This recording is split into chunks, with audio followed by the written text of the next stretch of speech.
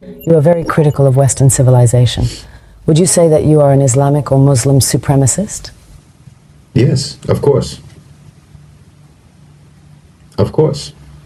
Muslim supremacist, of course. Islamic supremacist, of course. And there's nothing wrong with that. There's not a thing wrong with that. You're a Western supremacist. You believe in the supremacy of your values. You believe in the supremacy of your belief system.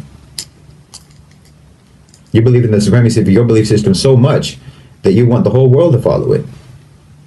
You try to force the entire world to follow your belief system because you believe it's so right. You came up with the Universal Declaration of Human Rights. You took it upon yourself to decide what are the human rights for the entire human race. Well, all right, but I mean, That's supremacist. You believe that you have the authority, you have the right to decide what are the rights of human beings everywhere in the world forever. And your belief in your right to do that has been brutally manifest all around the world for centuries. Not for years, not for decades, for centuries. But the difference is that in Islam, to believe in the supremacy of Islam includes, one of the things that we believe in is that we don't have the right to compel you to follow our beliefs. But you don't have that. You absolutely believe that you have the right to compel others to follow your beliefs. And the entire 20th century, and forget that, the 19th century, and as long as anyone can remember, is testimony to the fact that you believe that you have every right in the world to force all of the people in the world to follow your belief system. You have the right to impose that on people. And people all over the world, in Africa, in Latin America, in Asia, in the Middle East, everywhere in the world can testify. You absolutely believe that you have the right to compel people through force, through invasion, through occupation, through colonialism, through imperialism, through extremely coercive economic policies. But Muslims, we don't believe that we have the right to impose that. We believe lakum dinukum waliya din. To you your way, to us our way. To you your deen, to you your belief system, your way of life, your lifestyle, your approach to the world, and to us ours. That's part of our belief. So our supremacist nature about Islam includes the fact that we don't have a right to compel you to follow our way. We believe that our belief is superior. And we believe that anyone who follows that belief is following a superior belief system. And of course, I fully believe that following Islam is the best way for any human being to live their life. And the perfect set of laws, the perfect set of ethics, the perfect set of morals for any individual to follow and for any state to follow. Being a Muslim supremacist isn't racial. Muslim isn't a race. It's not an ethnicity. It's a belief. And we absolutely believe in the perfection and superiority of what we believe in. We have absolute conviction about that, absolute commitment to that, certainty about that, yaqeen about that. But do you have that about yours? Do you have that conviction about yours? You're very busy trying to impose it all around the world, but when times get tough for you, your so-called enlightenment values go out the window, don't they? I mean, when there's too many diverse opinions in your society, then you start creating bureaus and departments in the government for combating so-called disinformation. Freedom of the press is out the window. When times get tough, you ban protests. You arrest people for protesting. Freedom of assembly out the window. When your belief system becomes difficult to maintain, difficult to preserve, you throw it under the bus without hesitation. But that's not the case with Muslims. Muslims throughout imperialism, throughout colonialism, throughout the Crusades, throughout poverty, throughout war, throughout invasion, throughout occupation, have maintained their belief. Even without the Khilafah, even without the Islamic State, and even without the Islamic Empire, Muslim societies are still strong and committed to Islam. We're still committed to our belief system. Nothing can change that. Maybe we have failed states, but we don't have failed societies. We don't have failed cultures. Our governments may fall, but our people remain the same. Our people remain committed to the same values, to the same morals, to the same moral laws, regardless of whether there's a government over them to enforce that. But that's not the case with you. Even though you're trying to impose your value system all around the world, when things become difficult in your own societies, you abandon your principles, you abandon your values.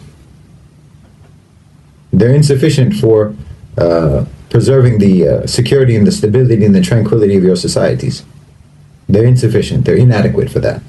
So that alone, along with many, many other things, that alone shows me the inferiority of your value system, the inferiority of your belief system, and the superiority of Islam. And your belief system, your Enlightenment values, are extremely selectively applied in your society throughout your history. They apply to some people and not others. It's like in George Orwell's Animal Farm. Some people are more equal than others in your society. Your value system is not evenly applied. I mean, there's obvious examples everyone knows about. But just look at democracy, for example. You want democracy all around the world, supposedly. You say that you want democracy all around the world, so-called. But you don't even apply democracy. Let's just, for the sake of argument, let's pretend that you have a democratic system in the United States, and it's an actually healthy, functioning democratic system, which is obviously not the case. But let's just, for the sake of argument, pretend that it is. You don't believe that democracy is important, for example, in the private sector. You don't believe that businesses, that companies, that corporations should be democratic. Your belief in the supremacy of democracy does not extend to the private sector. Corporations don't have to be democratic, do they? In fact, corporations are sacrosanct. It's sacrilegious to say that there should be any intervention in the private sector to make it actually accountable to the population, accountable to the public, accountable to the workers. And anyone who even talks about something like that, anyone who even suggests that companies and corporations should be democratic, will be persecuted. I mean, look at the struggle that organized labor had in the United States. Coal miners were literally bombed from the sky when they tried to organize and have and secure their rights and have some kind of democratic representation with the coal companies. When just now, when the railway workers were wanting to strike for better wages, for more humane working conditions, more rational and reasonable and fair workloads that would actually help to guarantee the safety of those trains, Joe Biden and the government prohibited them from striking. Where's the democracy? Because you don't mean the things that you say. You don't mean the values that you espouse. You don't mean it. If you meant it, then you would apply it across the board. You would apply it to everybody in all institutions and all dimensions of your society. It would be applied everywhere, but it's not. Democracy doesn't belong in the workplace. Democracy doesn't belong in the company, in the business, in the corporation. And no one's even supposed to suggest that it should. That's an inferior belief system. It's inadequate.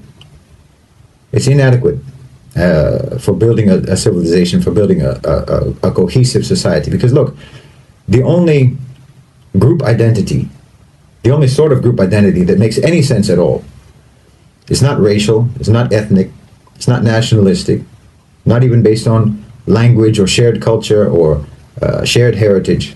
None of that makes any sense as a shared group identity. The only thing that makes sense is shared belief system. That's the only thing that makes sense as a group identity from which you can build cohesion and camaraderie and brotherhood and solidarity between people. Only belief system.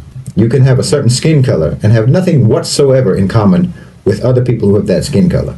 You can have the same language and certainly have nothing in common whatsoever with someone who speaks the same language.